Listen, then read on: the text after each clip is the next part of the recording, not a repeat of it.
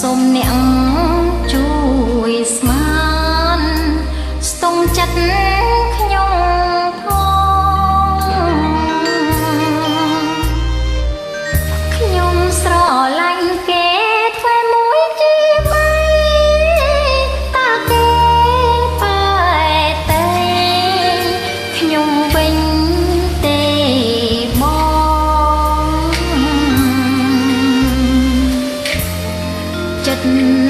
អើយរែងខ្វល់អងពលកូនឡងមិនគួរចំណងចងចិនដល់ម្លឹងអងលោកនេះតាព្រៃភ្នំទាំងឡើយខ្ញុំសូមថ្វាត់ថ្វាយជូនជាដំណឹង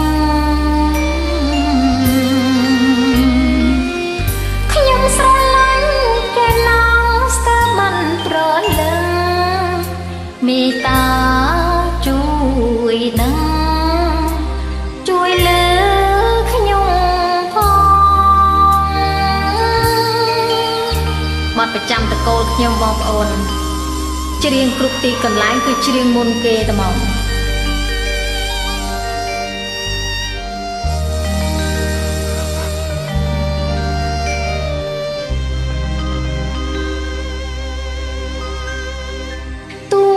ស្លាប់ក៏ដោយសូមឲ្យជួបគ្នា